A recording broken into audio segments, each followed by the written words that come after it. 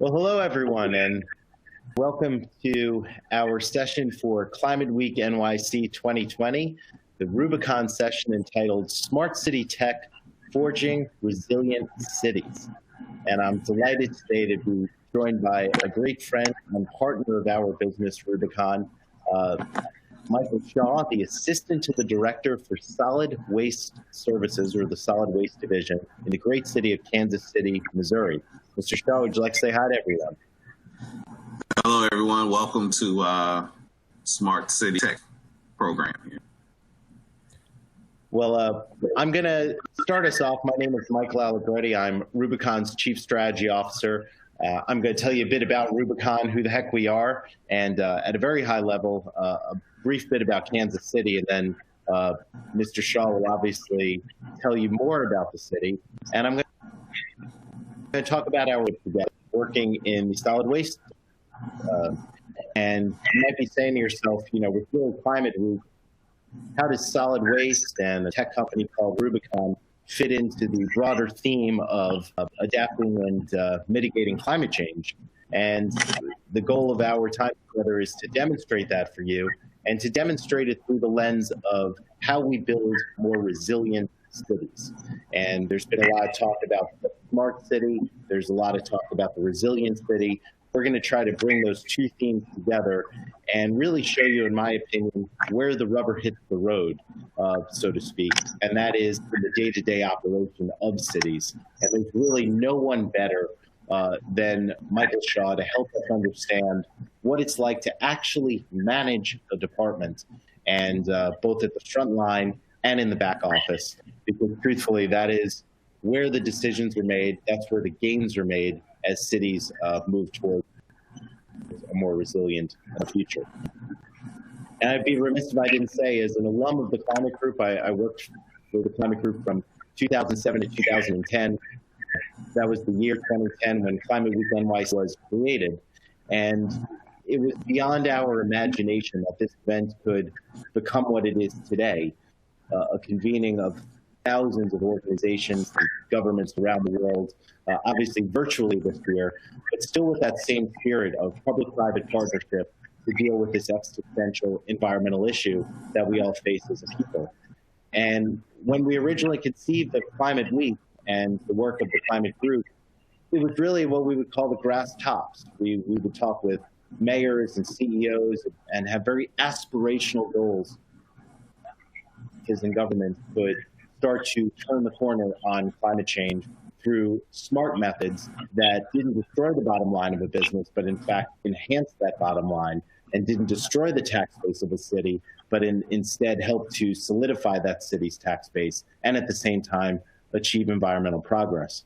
Well, here we are today, 10 years later, and I'm speaking with you with someone from the front lines, a man who actually runs a department and gets his hands dirty in the day-to-day process of keeping a city running. And this is why I know that Climate Week and the broader movement is now in the right place, dealing both with the grass tops and the grass itself. So who is Rubicon? And then we'll go into the more lively part of the conversation. Well, Rubicon is a technology company. We're a software company, and we have a very clear mission, and that's to end waste. And we look at ending waste in all of its forms. Waste in its physical sense, going to a landfill, and also waste in its broader sense. Wasted time, wasted energy, wasted tax dollars, public labor resources. So we really holistically try to understand how can we help businesses, and in this case, governments, reduce their waste. We've been through some stats on the screen about our company. We've been around for a little over 10 years, just about as long as Climate Week. We serve 3.3 million plus locations using a network of 7,000 independent callers. And we talk to our customers, major companies, the Fortune 50, all the way down to mom and pop businesses on Main Street, as well as city governments. And that's what we're really going to focus on today, is our work with city governments. So we're a software platform that provides data and analytics to drive better waste management practices and ultimately help materials from landfill and move them into a more circular usage over time. And we do that for businesses, big box retailers down to Main Street businesses, and city governments such as the city I'm speaking with today, the great city of Kansas City, Missouri. Notably, we're a B Corp, and I think that's important for a convening like this. That means that we're a social enterprise committed to a double bottom line notion. So how can we do well as a company, but also do good in society? Thus our mission to end. So what is Rubicon Smart City? So Rubicon, the company, has multiple products that we sell and put out into the market. We have products for business, we have products for private haulers, and most notably, we have a product that we purpose-built for city governments to put in the cabs of their waste and recycling trucks, their street sweepers, other fleet vehicles, and we call that product Rubicon Smart City. And as we'll talk about today, now more than ever, in the midst of a global health pandemic, in the midst of rising seas and melting ice, the need for us to become smarter and I would say more resilient as a society goes hand in hand. And our Smart City product does both of those things, and I think does so in a rather unique way. So let me talk about Kansas City, and then I'm going to kick it over to the expert and my friend, Michael Shaw. Kansas City, Missouri, great city.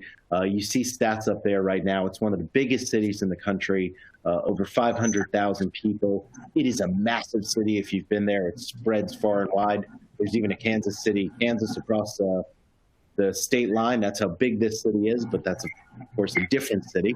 And you see some of the stats and what Mr. Shaw is dealing with on a daily basis. 49, so we'll call it 50 trash trucks, in addition to trucks called bulky trucks. For those of you not familiar with the industry, those are trucks that pick up big things like couches and mattresses, and trucks that also go out and deal with illegal dumping and other investigative vehicles. So he has a fleet, is the point. And he has a fleet that goes out every day to pick up the trash, the recycling, the yard waste, and also these bulky items. And what we're going to do after he speaks for a few moments about Kansas City is we're going to help you understand how his operations and the gains that he's making, both in terms of efficiency and effectiveness, actually are making his city more resilient and helping to deal with the climate issue. Obviously, an arm's length away, not directly the way maybe some other sessions today are talking about, but it all matters. So, Mr. Shaw, can you speak a bit about Kansas City and the operation you run? Absolutely. So we, here in Kansas City, we have about 160 plus thousand residents that we provide services to. We provide services to units 6 and less, meaning garden style apartments that are 6 and less. We provide trash collection, recycling collection, and bulky collection services from those locations. Obviously, we do it every day. City staff collects all the trash and all the bulky, and we have a managed competition system on recycling collection, meaning we use contractors to collect 2/3 of the city in recycling, and the city collects 1/3 of the city in recycling. But we provide all other services direct. We have a modified pay-as-you-throw program. We have a 2-bag trash limit, and every bag thereafter costs $2.50 per bag. So we average approximately a little shy of a little more than a half a ton per house per year. National average is about 1 ton per house per year. So we're actually generating less waste than the national average at our homes because of the trash tag program, if you will. And obviously, we provide free curbside recycling. It's pretty much unlimited recycling. We don't accept glass in recycling, but other than that, we pick up everything else at the curb, single stream recycling. And then obviously we provide the other services, bulk item collection, that's citywide. It's pretty much once a month across the city on an appointment basis. We provide leaf and brush collection seasonally across the city. And then we do illegal dump collection, neighborhood cleanups, and hard to recycle events, and all the like that we do on a regular basis. Obviously, with that, it takes a lot of personnel. We're about 170 plus employees in solid waste, from management staff, from professional staff to operators and maintenance workers and those things that provide the direct day-to-day service.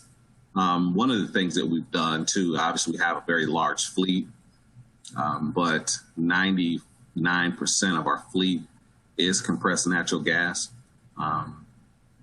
So we're slowly, hopefully on our next run of equipment, we'll have 100% of our heavy duty trucks all be compressed natural gas vehicles. Tremendous fuel savings when you go to compressed natural gas equipment. And I will definitely also suggest that with our program, trash collection services for trash, recycling, and bulky, it runs about $15 a month per house per month. And all that is paid through general fund, so residents actually don't pay a trash collection fee directly. It's all paid via earnings tax. And so we have to even be more cognizant of how we spend money because, especially in today's economy, dollars are very, very thin.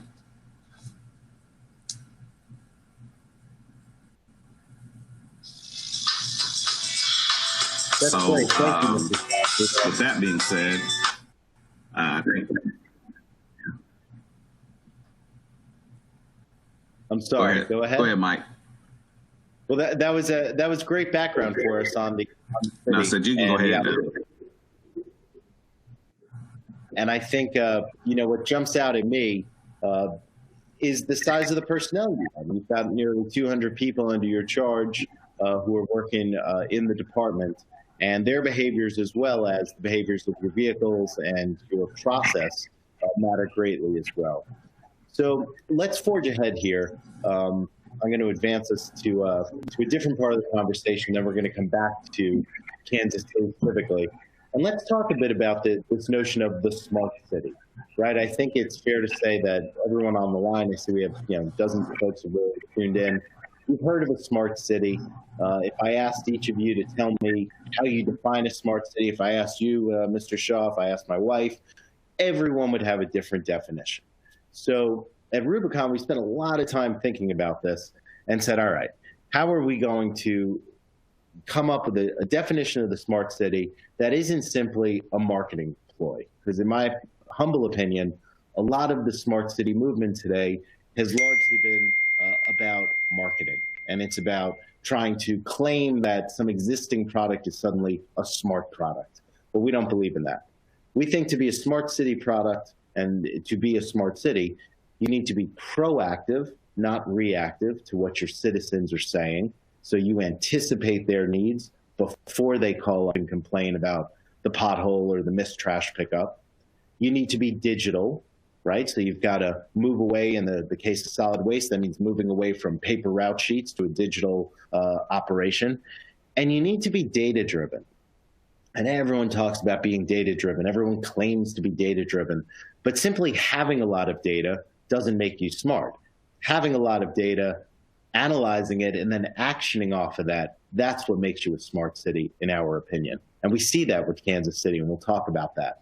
So, to go a step further, smart waste management, I hit on these points, that's anticipating the citizen need, right? So if a pickup of trash is missed, and let's of course say it never is in Kansas City, but of course happens once in a while, you call that citizen, you test this in advance, and you say, actually, we know we missed your stop. Here's the reason. We're coming back tomorrow, or we'll be back in an hour. It's real time. It's adaptable. This is what, in our mind, are the adjectives that describe what it means to be a smart city and to run a smart waste management operation. So folks like Mr. Shaw and other great leaders across the country have been adapting and working with us or other providers to smarten their operations, to make them more efficient and make them more cost effective. And then out of left field comes a global health pandemic, the likes of which the world has not seen in over 100 years. And so what did that do? Well, it's impacted all of us personally, right, in our lives. I'm here in my home. I think Mr. Shaw's in the office today, but everything's changed for us. But how did it change for a Department of Public Works, or in this case, the Department of Sanitation? Well, first and foremost, there were health and safety concerns for those frontline workers, the men and women who go out and run those routes and keep our neighborhoods clean and maintain our public health. And ensuring that those men and women were kept healthy was obviously the first responsibility of people leading departments, but also ensuring that there was adequate labor, right? The second point of a reduced workforce, as more and more men and women had to quarantine either because they fell to COVID or because they were exposed to COVID.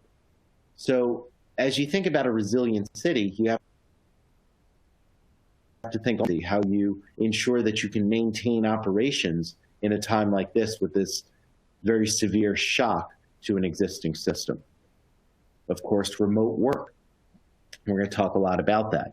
A resilient city needs to be able to, at the flip of a switch, suddenly move its operation nerve center remotely. And that's what is happening in Kansas City and with many of our other partners across the country and the globe. And our technology enables that. Solid waste operations can be run now off of a laptop or a tablet rather than having to be in an office. Of course, we prefer our office environment in all walks of life, I think, for many of us, but our tech allows for that remote capability. And then, as Mr. Shaw said, we see a huge spike in residential solid waste, right? We're all living at home. We're throwing more stuff out. Recyclable material, single-use material, food waste. So the volumes of waste have gone through the roof. Meanwhile, the tax rolls have shot down as businesses have remained closed. All of these factors have been coming together. That, in a nutshell, is the impact of the pandemic on an operation like that in Kansas City. So, as I said before, a smart city is now a resilient city. They are the same. To be smart, you must be resilient. To be resilient, you must be adaptable. You must be ready. And so let's try to land this plane, so to speak, and say, how do these themes come together related to climate change? And then I'm going to kick it over back over to Mr. Shaw. Well, we all know that carbon is our major emitter, a major contributor, rather, of climate change. We also know that methane, an even more noxious and potent gas, is equally as problematic. And that attention to mitigating methane has been a lot less, frankly, than attention to mitigating carbon. Everyone talks about, cows and the methane that comes from cow manure. And while that's part of the equation for sure, clearly the bigger goal, or an equally big goal in this fight against climate change, is addressing the landfill. Landfills emit a ton of methane, and they emit it essentially into perpetuity. We as a society have this out of sight, out of mind notion about our waste, particularly in the United States. And in many ways, we're spoiled by great solid waste operations like the one in Kansas City. They are so efficient. They are so effective. We put our stuff out, our stuff is gone, and we tend not to worry about where it goes. But now it's starting to show up. It's starting to show up in our oceans.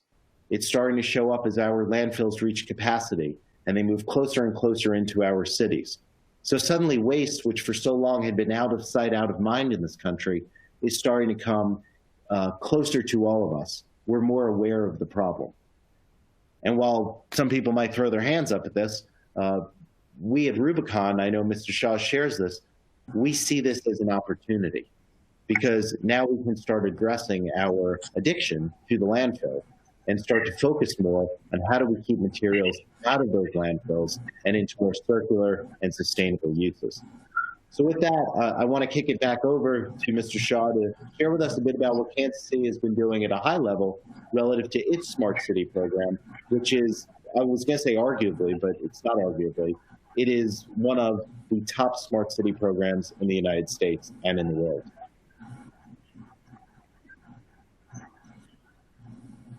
Well, thank you.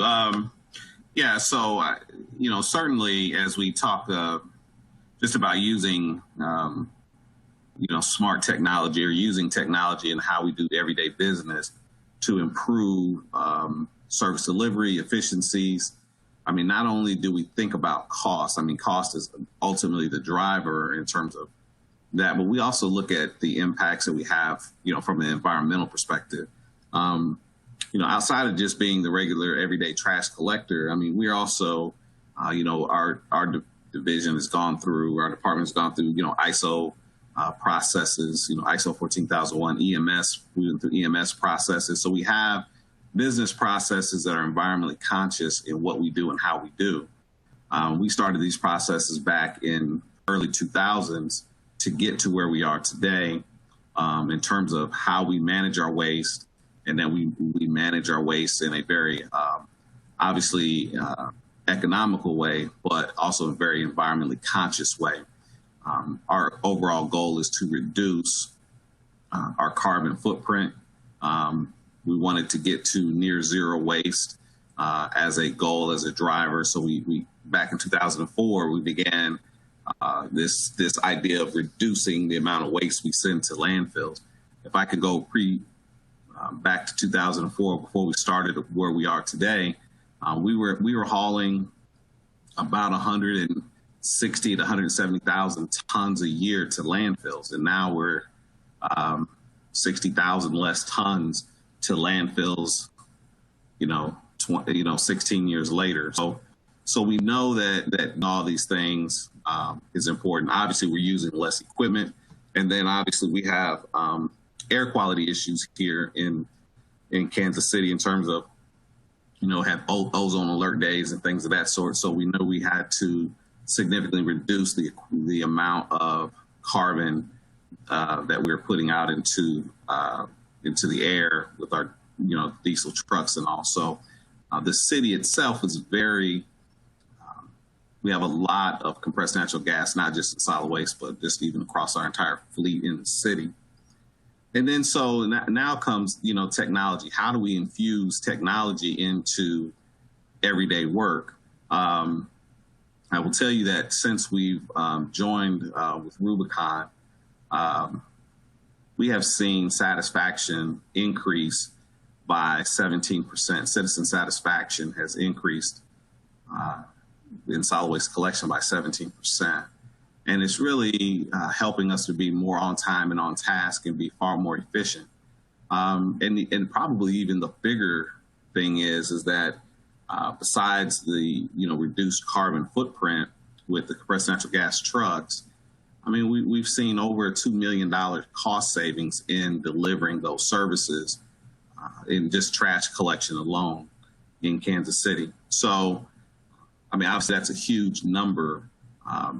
That was coming ahead of the pandemic, and even now that we're in the midst of the pandemic, and being one of the, obviously us being an essential service worker, we've actually been utilizing this technology to actually help us in that capacity as well. When we talk about social distancing, having less people into the workspace, and so folks are able to, they kind of check in utilizing their tablets on their, in their trucks and stuff, so we don't have to bring so many people into the building. So there's some very unique ways that we're able to address some of the concerns that we have related to how we provide our operation.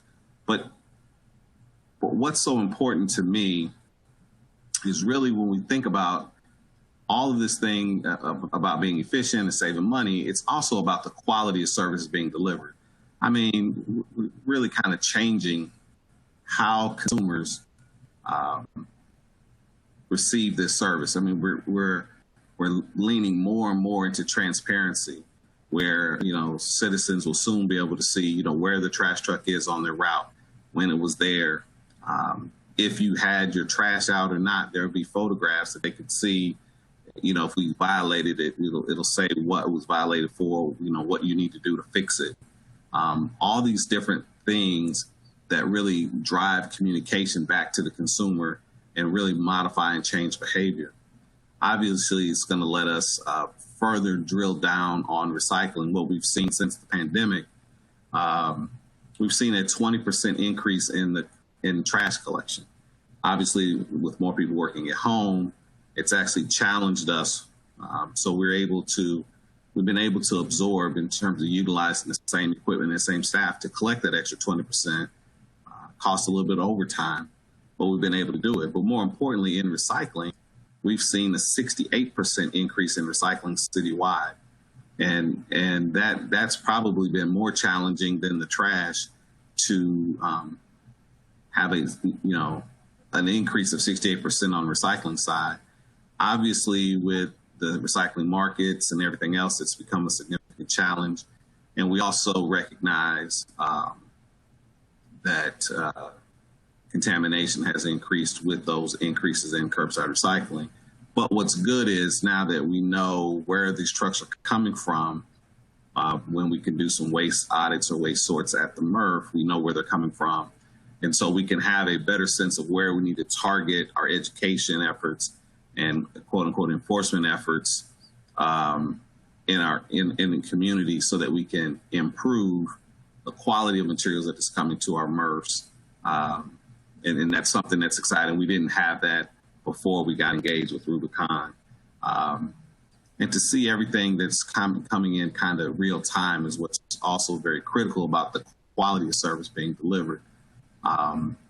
When we know where we at timing wise, we can ensure that we can make sure that we can get everybody taken care of before we leave for the day. And so misses really become, they're not obsolete, but we certainly don't have misses of streets, blocks, or areas because we'll know that even before we leave for the day.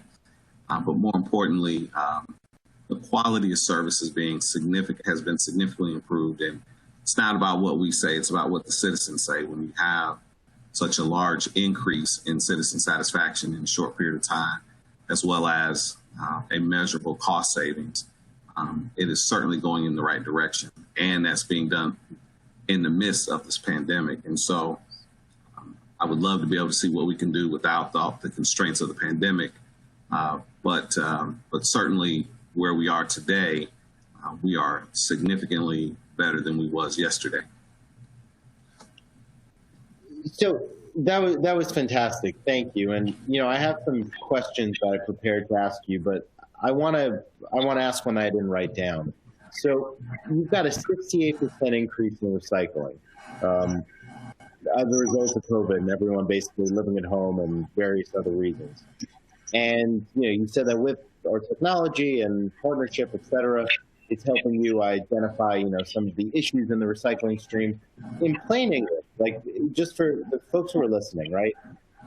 To keep material out of the landfill, it still has to go somewhere. So it basically has two options. You go to a material recovery facility and be recycled into a future use, or have a more circular use, right? We as a society can build products that have many more lives before they come to their end of life. But from your perspective, right, by the time something is in the recycling bin, it has already gone on a journey, and it's on a track, so to speak. What do you need to see change from a citizen behavior perspective or from an operational perspective to take your recycling stream from good to great? What is the problem that's blocking progress, in your opinion?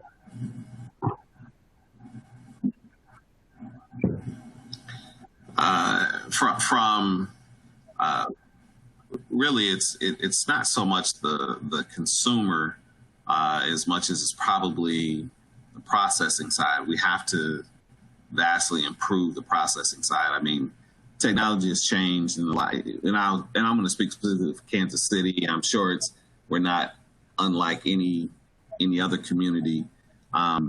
Processing, and having outlets for material is important. It's one thing to recycle it, but if you can't take it anywhere, it's all for naught. And so making sure that we have outlets is going to be very important. And then secondly, updating processing equipment, technology, right? So we're seeing leaps and bounds in technology related to processing that is vastly improved and can clean up the stream. With Operation China Sword, making sure we have content over 99.5% pure product is a challenge to get to. However, it's not impossible. And so once we can get those things, the consumer continue to recycle. Obviously, I think as a city, we can do a better job of educating our consumer base on what is recyclable. One of the things that I've noticed, it's probably not like any other city. What we used to be able to take, we can't take now because we don't have the outlets to take it. And so I think that hampers education to the consumer when we say we used to be able to take it, now we can't take it. Now we can take this, we can't take that. I think just being very consistent in what we do take and what we can process and what we can sell is going to be very important. So we really need to focus on the back end because the material is definitely coming on the front side. Mm-hmm.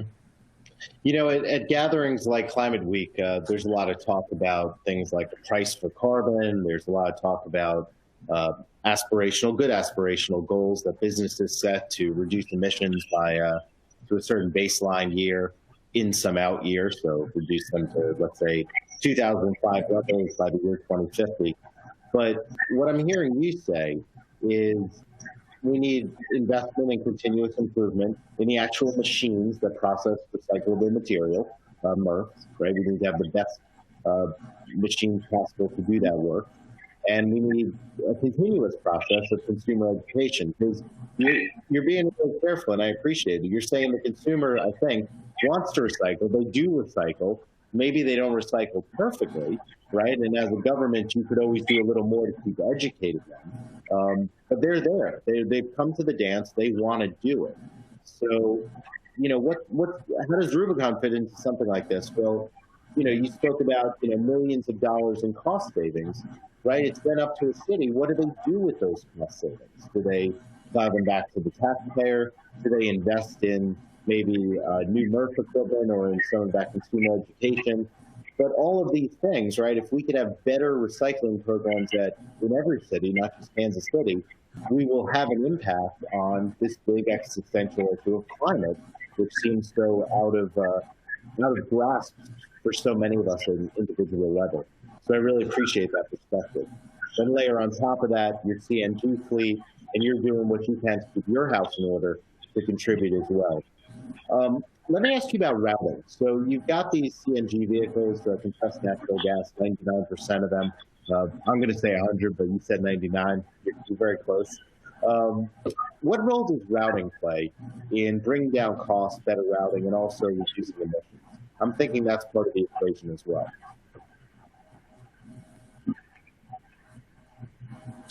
Yeah, no question. And so obviously routing, when we talk about it, there's not just the routing is how efficiently they can get through a segment of the city to provide the service. One of the advantages that we have with obviously the routing technology is that we use less equipment to be more efficient at providing the service. And so really, some trucks that will do 1,500 houses in a day, and probably, 5.5 hours. That in our business, that's really, really efficient. And of course, we're doing rear load, not automated collection, so that's also a factor. But having routes that large and using fewer people obviously reduce costs. But even the efficiency of right turns versus left turns versus backing and those things help them move through those routes quicker, more efficiently from a time-saving perspective. And we're loading out these trucks, in my mind, the way they're designed to be loaded. And so we're maximizing every trip to the landfill so that we, got a truck that's completely loaded every time it goes, and get people in and out of here in a very reasonable time. So the routing is very critical for that. And then the other thing too is for consistency for the consumer. Obviously with more people home, and I don't know what it is. I'm sure that the rest of the folk who are out here in the trash industry would know that for some reason everybody knows when their trash gets picked up, right? I mean, you're a consumer, your trash shows up in the morning or in the afternoon or in the middle of the day. And if it doesn't show up at that time, the phone's ringing off the hooks. And so no matter if it's Michael that drives the truck or John who drives the truck, if we all driving it going the same way, we get to that resident about the same time. And so that brings relief for that resident to know, or to that customer to know that, hey, everything is on time and on task. And so we do it the same way every single time, no matter who's doing it. And that consistency brings along consumer confidence. That's the key. You need the consumer as a partner, right? They're your customer, but they're also your partner in increasing and improving recycling operations overall. Absolutely. I want to stay with this notion of the equality, and it's probably a space people aren't expecting me to go with this, but in the broader conversation about climate change and sustainability, there's also a conversation about environmental justice, right? We all know where a landfill is located. It's not on the fanciest shopping street or highest income area in any given city. It's generally in your lower income areas. And to the best of the leadership's ability, they tend to be as far out of sight and out of mind for the taxpayer. And it raises concerns, right? Health concerns, quality of life concerns, because we do have a population for whom the landfill and solid waste are in their community in a way they are not for other people. What role, if any, has our technology in general, been able to help you ensure that the services you deliver upon the promise of true equity, that everyone gets the same level of service, regardless of their income level or their zip code? Has technology played a role in helping to keep that promise? And if so, how?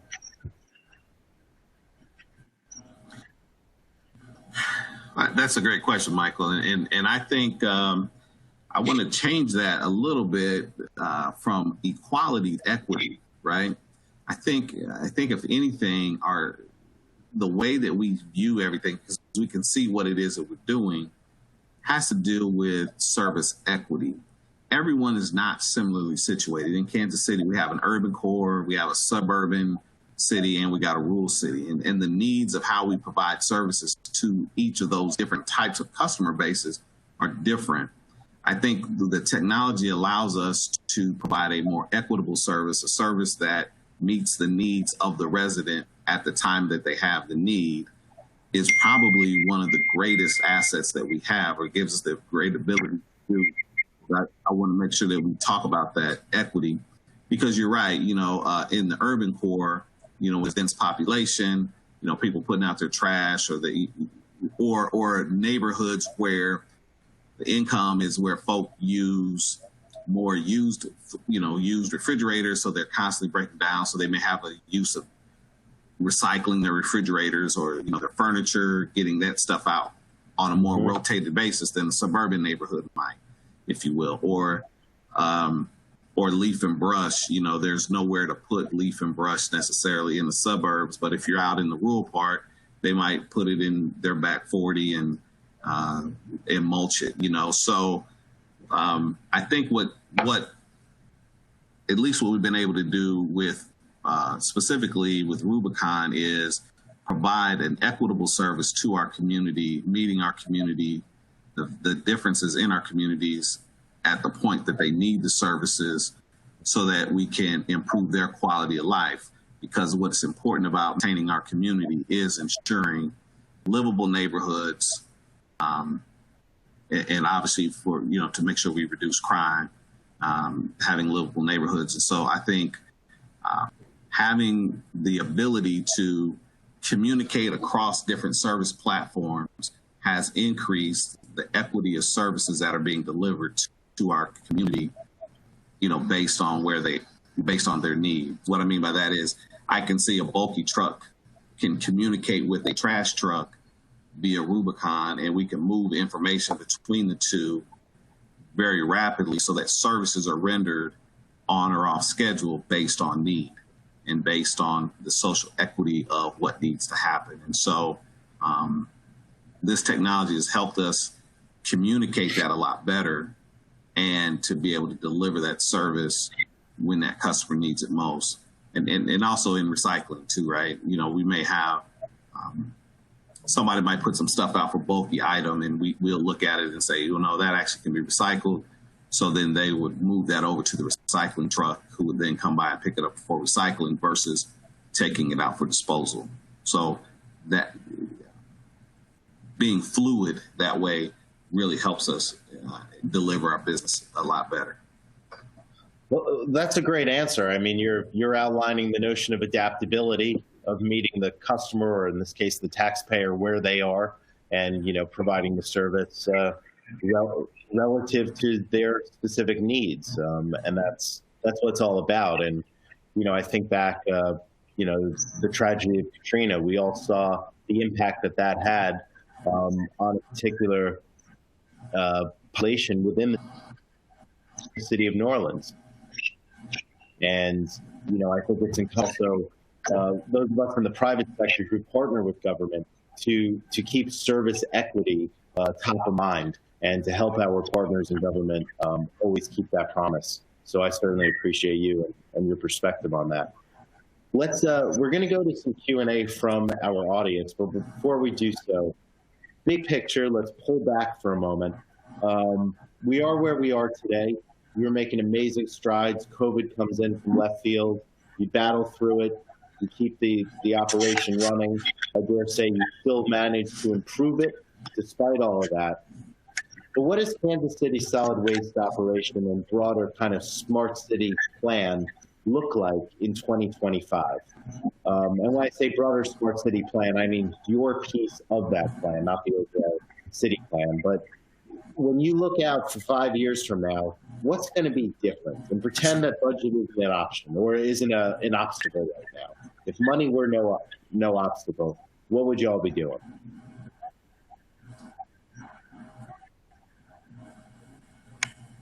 Well, I would say that going forward, what we hope to be able to do, again, really transparency, right? I want the citizens to be able to, you know, log online, see where the trash trucks are, what they're doing, as relates to providing them their direct services when they need exception services that we can provide. Those exceptions fairly efficiently within some reasonable time frame, and I would say 7 days. And so that is the future going forward, being very, very consistent, very predictable, on time and on task service delivery, because trash is such a basic service that, you know, we have that social contract. You put your trash out by 7 a.m., you come home by 3 o'clock and it's all gone. And we want to live up to that social promise. And we want to be able to keep neighborhoods clean. And so I think out years is, one, consistently improving the delivery of the service, but also, again, to mitigate the amount of waste we send to landfills, because I would love to be able to see that we have a lot of manufacturers around the Kansas City area that want material for recycling, because we're definitely recycling here in the Kansas City Metro. We welcome any business that wants to use any material to come to Kansas City, because we got plenty of material for your business. Sounds like we need to create a marketplace for that and help get those materials into the right hands. So, Mr. Shaw, I've got a bunch of questions that are coming in on the online chat. So let's stick with the landfill for a moment. This is from a gentleman at a company called Frontline Waste. He asks, have your landfill per ton costs increased, or are they expected to increase? Maybe you don't have to answer that second part. And what about the same cost for recycling? And how can these costs be lowered over time, in your opinion?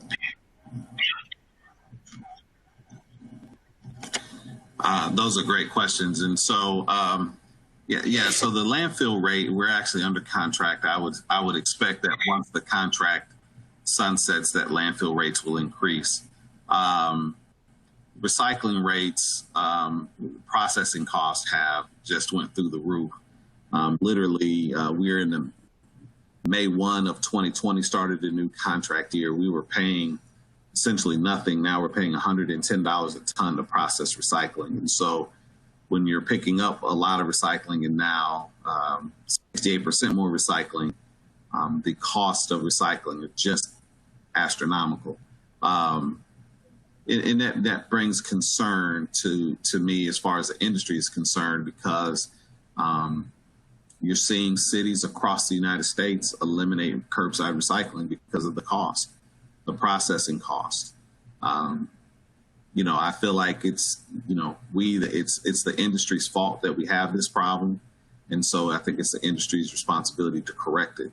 And so instead of pushing people away from it, I think we need to dig in and fix it, because, we committed to providing this level of service to people in this country. And so we need to do our part in providing the best quality service possible in terms of the processing and such. And so that's sort of my 2 cents. I guess it's more, there's a lot of work to do in the recycling industry. We have a lot of work to do, and we have to improve our processing systems. And that's not all the way across the board, because there's some cities that are just phenomenal at it. There's a lot more that need a lot of help because technology is old and outdated. Well, I want to amplify what you said. And ultimately, I would say that would lower the cost. I personally agree with you. I mean, right there, how do you do it? Better technology, ultimately, and better processes. And so to the climate group ecosystem, either who's on this webinar or participating in the over 500 events that are going on this week, as deliberations in business and government are made about what we should do to address climate change, I would urge that an improved 21st century recycling system for this country be put on the table, because each city can't do this alone. I mean, you have increased amounts of recycling. You're doing your best to pick it up as efficiently and cost effectively as possible, but investment is needed to build out those facilities. And maybe it's a regional answer. Maybe, cities and various clusters come together and share those facilities, but it's gonna take more than a city doing it on its own. It's gonna take the industry and government as well. Probably at least the state level, certainly the feds might have to go to play as well. All right. This is a pretty specific question from our friends at Think Zero. This is to you, Mr. Shaw. Is Kansas City collecting source-separated organic materials from residents? If so, what are you doing with them? And if not, do you have a plan to, or why might not you be doing it right now?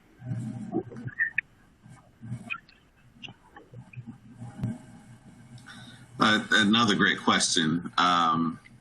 So we actually have and operate 3 leaf and brush or organic recycling facilities.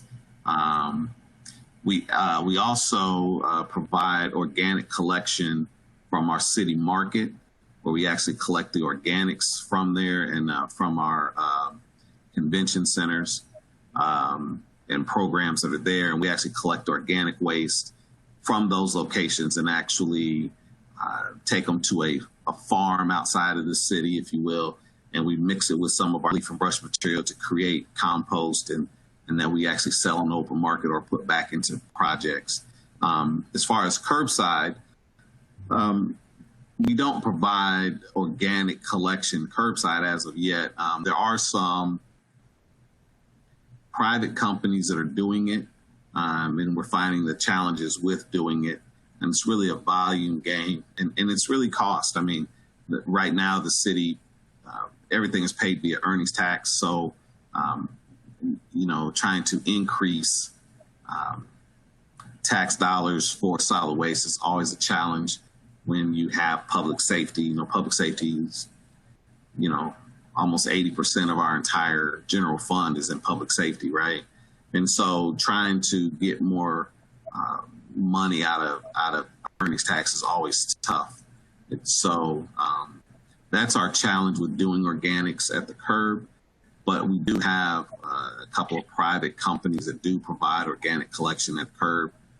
Source, and it's the food waste as well as other type of organics that they do provide at the curb. But we do provide leaf and brush collection seasonally in Kansas City. But we also have 3 sites that residents can bring their material to on a weekly basis. Every Saturday, they can drop them off for free at our leaf and brush drop-off facilities in 3 different locations throughout the city. And we do recycle it. We create compost. We create mulch. We give our mulch away for free. And then we bag and resell product and make revenue off of what we bag and sell. Well, I like the last part of that, right? Make revenue off of what you sell, because ultimately that'll make this a more sustainable enterprise. So it sounds like the organics vein is there's still work to be done there, or we'll say opportunity for growth in that waste stream of the city. And I think as you experience savings across your core operations, right, that becomes a political question, right?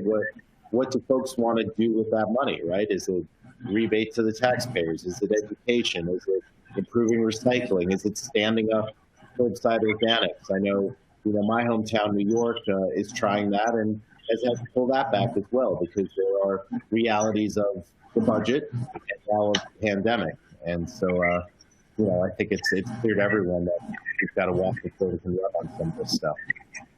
We're coming up on time, but I thought this was a really thoughtful question to tie back to the unfortunate news of the day, which is, of course, COVID-19. What operational changes has the pandemic specifically prompted in your operation? And then the second part of the question, are those changes sticking around? Did you make the change and you're like, my gosh, this is better. This is now how we're going to do business moving forward. Or have there been short-term changes to get you through this patch before things return to a normal?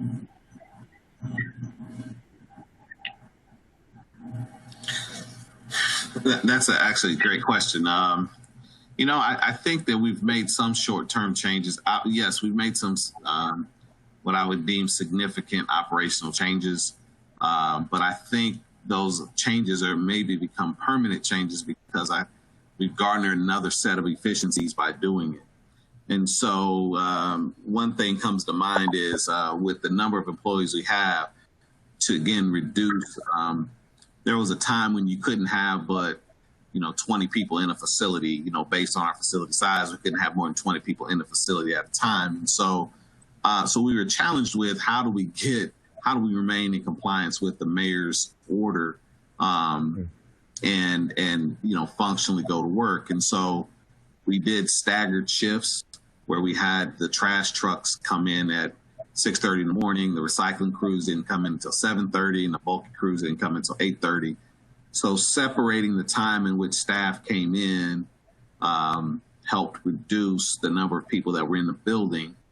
Office staff couldn't come into work until 9, and they had to leave the building by 2, so that by the time the field crew started coming in, the office staff was out of the building. And moving people around into those numbers, it became a shuffling, it's a juggling act to try and make all that happen. But one of the things that we realized that when we started splitting the crews and separating them, we were in and out of the office a lot faster and a lot more efficient. I guess there's a lot less people to jack around with, just to mess around with, people out there jacking, having a good time. People are getting to work and routes are getting done far more efficiently. And so we're actually probably going to continue to maintain the staggered start time that we're going to continue to maintain that. And so ultimately that was probably the biggest change that we've seen in COVID. No, it's super helpful.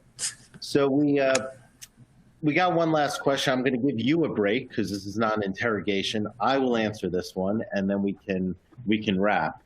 This is from Carly Cohen. She asks, what type of work or program does your organization do or have to help educate the consumer about reducing the amount of waste that is initially produced? So I'm going to take your question, Carly, where you say organization, and I'm going to answer it through the perspective of Rubicon, because I think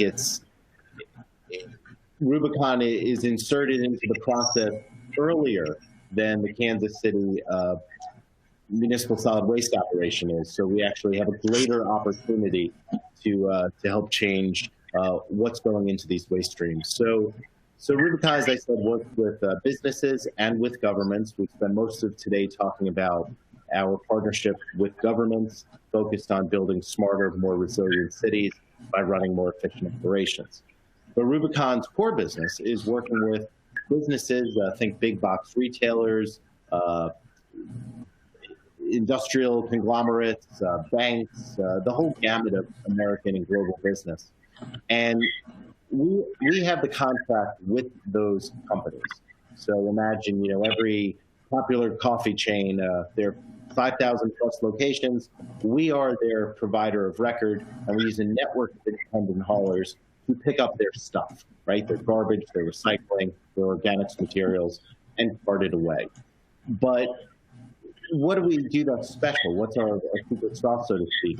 Is that with each of these customers, particularly the biggest customers, at the beginning of that relationship, we get to know their waste stream. We study what does it look like today to create a baseline, and then we solve backwards from that. So, for example, one big box retailer, we noticed an inordinate amount of cardboard in their waste stream. That was cardboard that was coming from delivery trucks that were dropping off the materials that would be sold at that store and then leaving the cardboard at the store to be disposed of. That was a ripe target for us to say, you need a backhauling solution. That cardboard should stay in a virgin or sanitized state before it gets mucked up with other garbage and sent right over to a paper mill to be repurposed into future use. We look at supply chains, so that's looking at kind of the logistics chain of that business. But we also look at the supply chains, and we look at the packaging that goes into the products that many of our customers sell. See, we're in a unique position. We're a waste management company that doesn't own trucks, that doesn't own landfills, and we have a mission to end waste. So we are focused on helping those customers actually create less waste for our network to pick up over time and to get more of that material made in such a way that it can be used in a circular economy sense of the word. So with that, Mr. Michael Shaw, I want to thank you so much for joining us. You are an amazing partner to our company, to me personally and to my team, and we're so grateful for our partnership that we have with you. So thank you so much for being with us today. And thank you to everyone listening.